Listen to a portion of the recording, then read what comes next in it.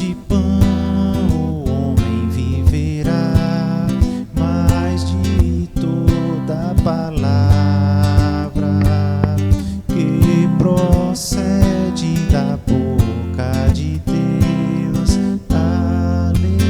Aleluia, aleluia.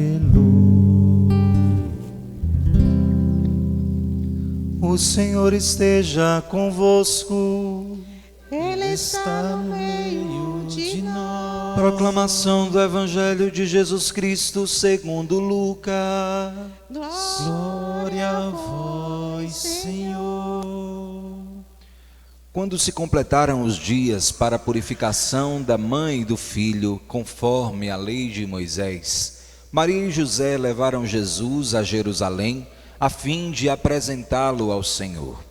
Conforme está escrito na lei do Senhor, todo primogênito do sexo masculino deve ser consagrado ao Senhor.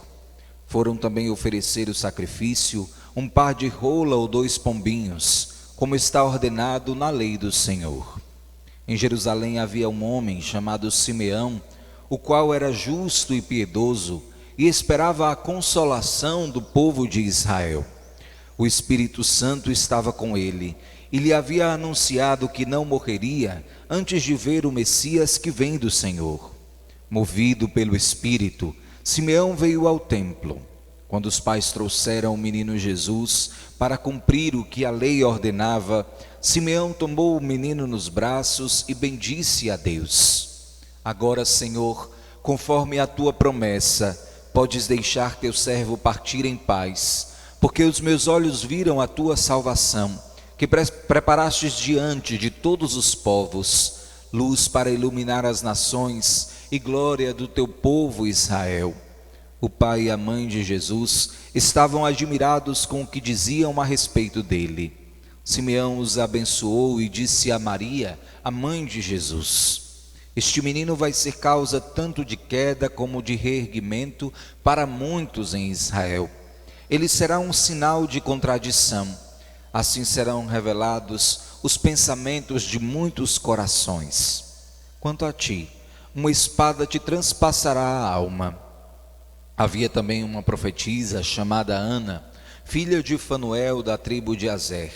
Era de idade muito avançada, quando jovem tinha sido casada e vivera 7 anos com o marido. Depois ficara viúva e agora já estava com 84 anos. Não saía do templo dia e noite servindo a Deus com jejuns e orações. Ana chegou nesse momento e pôs-se a louvar a Deus e a falar do menino a todos os que esperavam a libertação de Jerusalém. Depois de cumprirem tudo conforme a lei do Senhor, voltaram a Galiléia para Nazaré, sua cidade. O menino crescia e tornava-se forte, cheio de sabedoria, e a graça de Deus estava com ele. Palavra da salvação. Glória a vós, Senhor. Estimados irmãos e irmãs que nos acompanham nesta Eucaristia pelos meios de comunicação ou na Igreja de São José, nós estamos celebrando, dentro do contexto da oitava do Natal, ou seja, da prolongação do grande dia solene de Natal, a festa da Sagrada Família de Nazaré, Jesus, Maria e José. E nós encontramos imediatamente diante dos nossos olhos e dos nossos ouvidos uma palavra que dá uma orientação às nossas famílias, o que nos deixa profundamente felizes, porque a liturgia vai confirmando que a família de Nazaré era exatamente composta como as nossas famílias. Enfrentaram dificuldades de todas as naturezas, tiveram problemas, tiveram que enfrentar muitas das leis injustas do Estado de seu tempo, mas foram fiéis ao Senhor. E isso provoca o nosso coração a fazer com que nos sintamos também impelidos pelo Espírito Santo a vivermos de algum modo as virtudes que foram vividas pela Sagrada Família de Nazaré.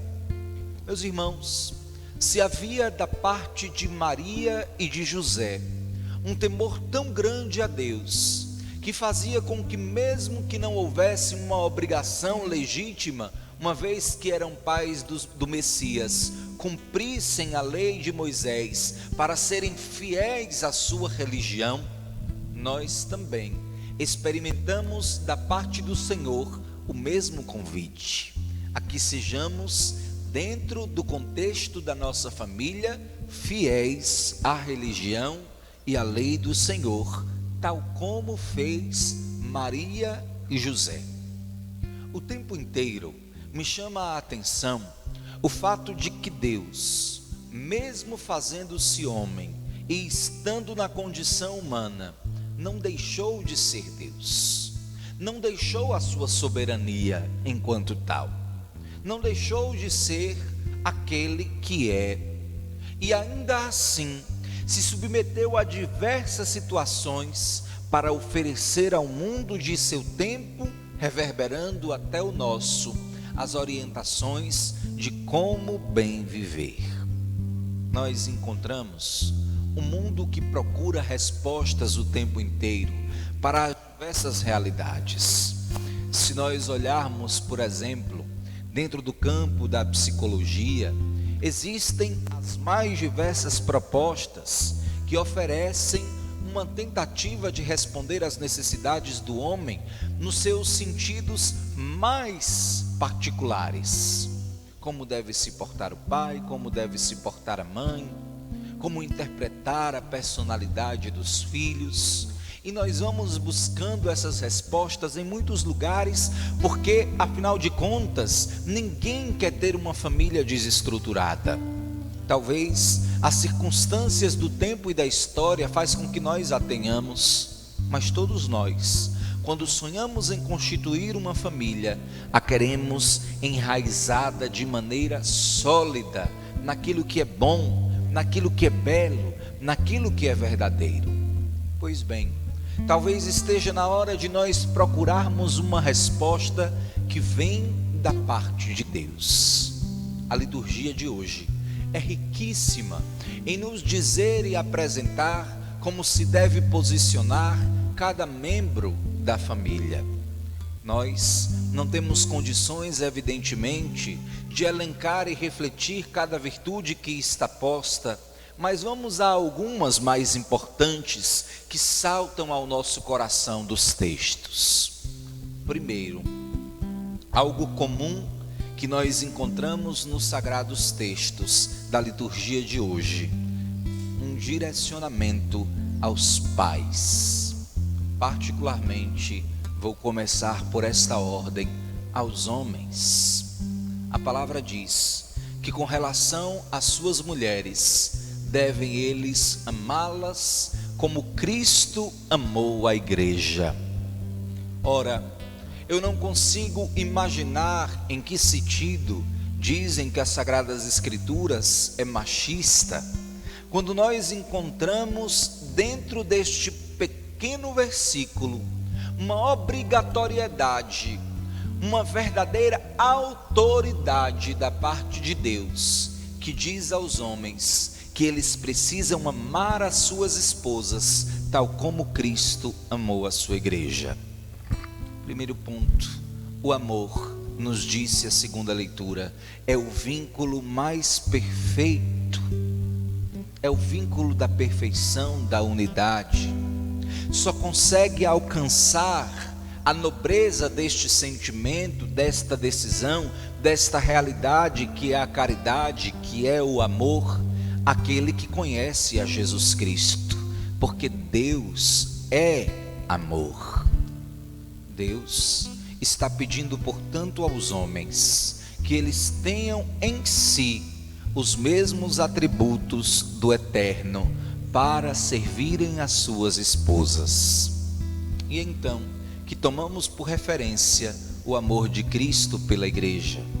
Como se dá o amor de Cristo pela igreja? Na cruz.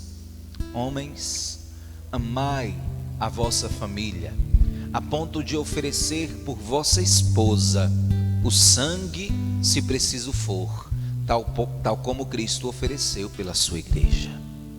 É preciso que não se ofereça somente o suor do seu trabalho, também ele. É preciso que se ofereça não somente o carinho de sua parte, também ele. É preciso que haja da parte dos homens não somente a capacidade de ser a cabeça e a autoridade da família, no sentido de comunicá-la os caminhos do Senhor, também isto, mas é preciso que haja uma disposição de entregar tudo o que for preciso pela sua esposa. É isso que pede o Senhor. Então, vem o segundo elemento para as esposas. Textos tão polêmicos, porque o Senhor utiliza algumas palavras que são sinônimas.